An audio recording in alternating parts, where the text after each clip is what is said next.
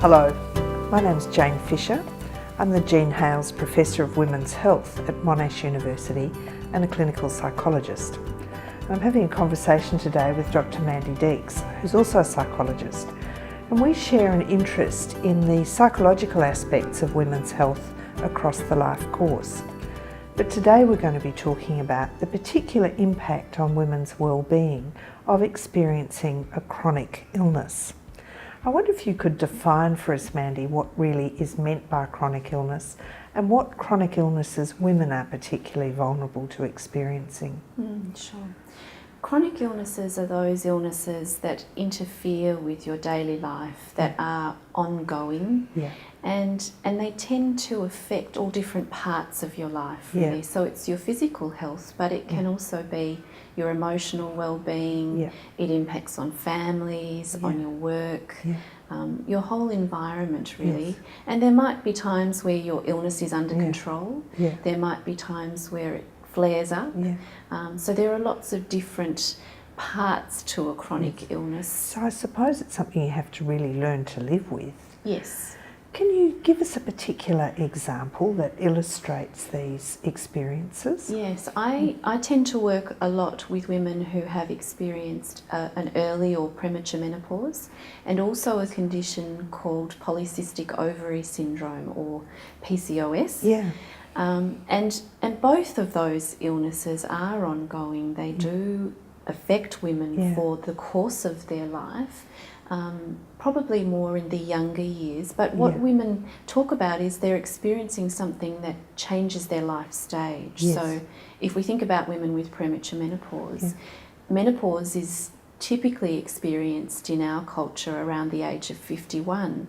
Now, a premature menopause is actually if you experience menopause before the age of 40. My goodness, so much earlier than you would otherwise be anticipating or planning it. Yes, that's right. So you can imagine that you might not have made some of the decisions that you make when you're 50. You may not have had children or all the children that you want to have. And there are different reasons for the premature menopause. It might be spontaneous or occur when the ovaries fail. It might be through surgery, or a lot of women experience premature menopause through chemotherapy treatment for cancer.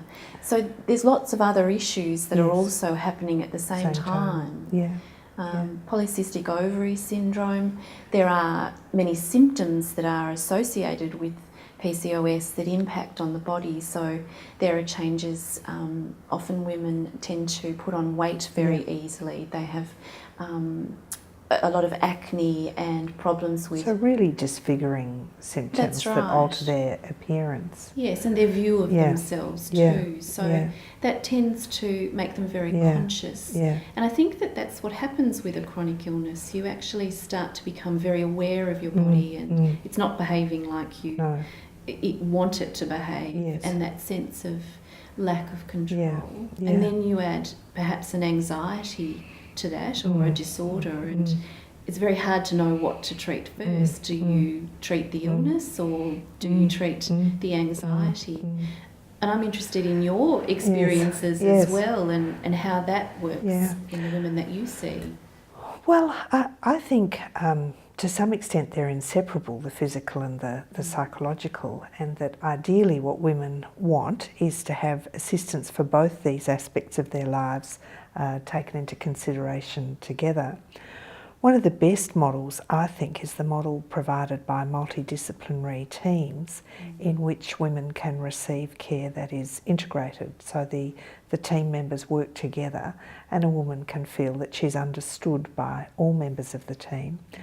My experience with this has been working with a breast cancer treatment team where the surgeon, the oncologists, the breast care nurse, the other technical experts who do imaging, and the psychologist actually work together. And it can be that most care is provided by only some members of the team, but that others can contribute ideas. But that whole approach takes into account that an illness occurs in a life context, And at the same time as managing the impact of the illness, women are often having to manage other complex aspects of their lives, and that this can sometimes feel absolutely overwhelming and defeating, and that often what they need encouragement to do is to accept that there won't be a rapid change, but there is always an optimistic outlook. There's always something that can be done to assist you to live, I think, a full and gratifying life despite having symptoms of chronic illness. I think, I don't know about you, but one of the things I find is women really would like a sympathetic or empathetic ear, someone who actually listens to what's happening to them. I think this is really important, that it's easy for consultations to focus on the technical, so on symptom control or on investigations or on future scrutiny, rather than on the existential impact. What's it like to live with this for you, and how are you feeling yourself? And the very important question is there something you'd like help with? Yes. And I think even if a very busy clinician can remember sometimes to ask that question, women usually find that it's very helpful. And often, it's about, not necessarily accepting the person you may see may not actually do those things. So it's about seeking that information. Exactly. And that person who will be understanding, not accepting second best in some ways, because it's your life, isn't it? It's such an important part. And I think with chronic illness in particular, accepting that probably no one health professional has all the answers, and that you might need to accept that you've got to become expert yourself. You can be well informed about the condition, about potential advances in treatment, at the same time as realising that you might need to have conversations about its impact with other people. One of the things you talked about before was that it happens in the context of a woman's life. So there's all the other things that impact as well. Your day-to-day still continues. You are who you are. We know that sometimes the way we think can affect how we feel. And if you have lots of negative thinking, or if you perhaps catastrophise and think, this is a disaster, this is the worst possible thing that could happen, it becomes very difficult to know where to start, doesn't it? It does. How do I get out of this?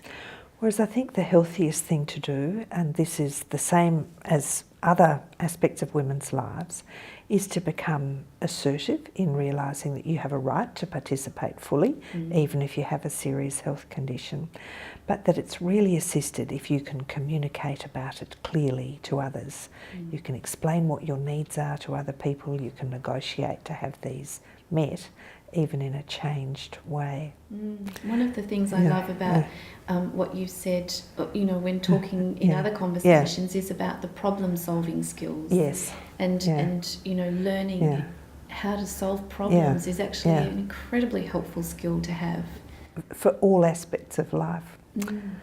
So we hope that you found this conversation useful, and that if you would like to learn more about a problem-solving approach to living with chronic illness or at other phases of life, that you will go and visit other parts of this website, and in particular look at the toolkit, which has got all sorts of helpful guidance about how to manage the psychological implications of chronic illness.